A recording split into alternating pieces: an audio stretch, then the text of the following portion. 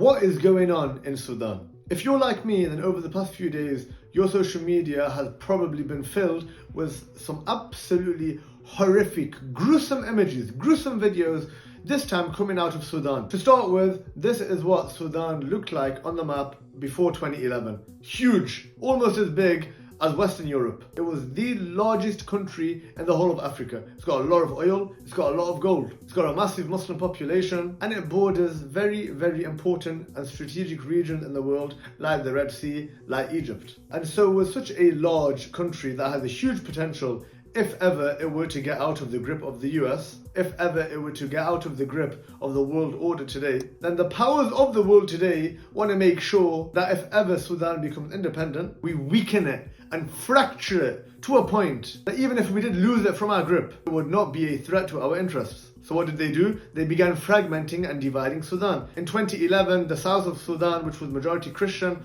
and tribal religions, seceded from the rest of Sudan and taking along with it 75% of the country's oil. Now this had a huge economic impact on Sudan's exports, and this is what led to the plummeting of the Sudanese economy. 8 years later, in 2019, the economic situation in Sudan was so bad that protests erupted all across the country, demanding a removal of the interference of the military in the political well-being of Sudan. Millions of people had to sit in protest around the army headquarters, demanding that Omar al-Bashir at the time and the other army officers remove themselves from the political structure of Sudan. And so from 2019, the army made many promises. It made many empty promises to the people of Sudan to say, look, we are going to have this transitionary structure whereby the army's influence within the political realm of Sudan starts to reduce and power is handed over to what they call civilian rule. And the army kept stalling and kept stalling and kept stalling in the hope of keeping power and reaping the benefits of Sudan for itself. This takes us up to April 2023,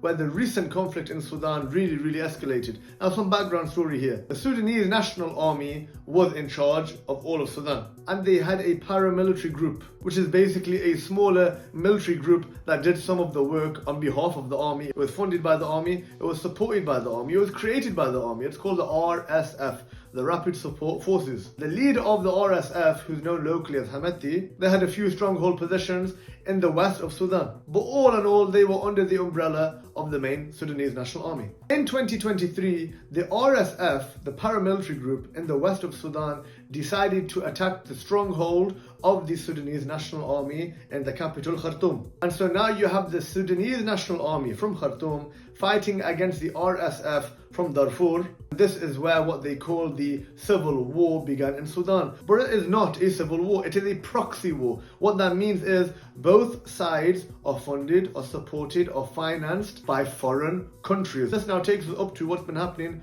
over the last couple of years. The UK, the US, Saudi Arabia, UAE, and more recently Egypt have all been involved in supporting the RSF and also supporting the Sudanese National Army at the same time. And one may ask themselves, why the heck would these countries support both sides? It doesn't make sense. If I want my side to win, I'm only going to be supporting my side against the other. It doesn't make sense for me to support both. This is where you now start to see the interest and the plotting that the US and the West have with their agents, the UAE, Saudi and Egypt, within the Muslim world. You see, back in 2019, the will of the Sudanese people was that we are not going to give in. We want a complete removal of the military from our politics. And the US really understood that if the military, which was under their influence by the way, were to be removed from the political affairs of Sudan, then there is a possibility that Sudan becomes independent of US influence. And this is a big no-no for the US. So in 2023, the opportunity presented itself that we can now, we meaning the West, and we can now fracture Sudan into smaller nations. And so the RSF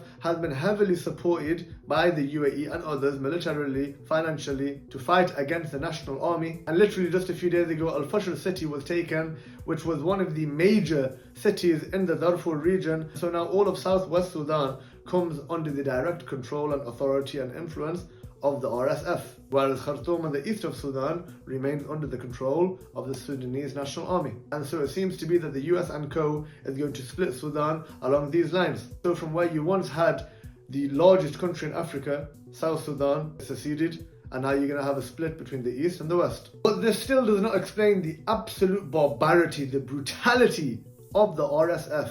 Some of the videos coming out are crazy. Why? What is the need to be so evil in the way that you were taking over? Very simply put, it comes down to breaking the will of the people. Just like we have seen in Gaza, the same thing is happening in Sudan, which is that the people are a resilient people, wallahi. The people of Sudan have a very, very strong Islamic sentiment, and so to break that sentiment, to break that will, to break that source of strength, the RSF is trying to spread fear into the hearts of the people of Sudan that if ever you try to resist us, if ever you try to smuggle in food to feed the starving people, this is what's going to happen to you. And so they record these videos of themselves acting in the most heinous, brutal way to spread fear across the rest of the people of Sudan.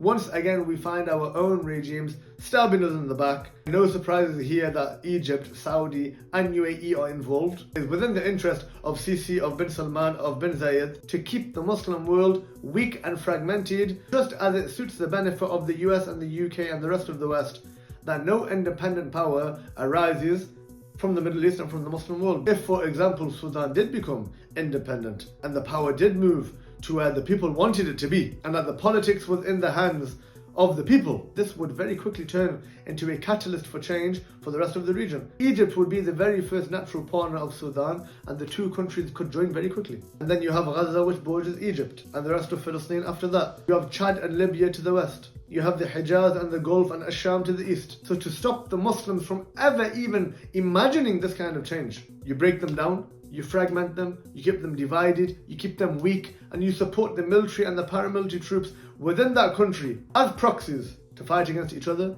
to keep each other weak. And eventually, when the National Army defends some of its people against the RSF, then the National Army gets legitimacy once again. The very army that the people were once protesting against become the saviors. This is the dirty politics, the dirty manipulation that is going on, unfortunately, within the Muslim world. And we really do ask Allah subhanahu wa ta'ala to help the people of Sudan, to end their suffering, and to allow us as an ummah to understand the dirty games, the dirty tricks, the dirty plotting being played right under our very noses in order for them to maintain influence over us and to keep us divided and to keep us weak. And we ask that Allah subhanahu wa ta'ala changes our situation of weakness and our situation of fragmentation to a situation of strength and unity, inshallah.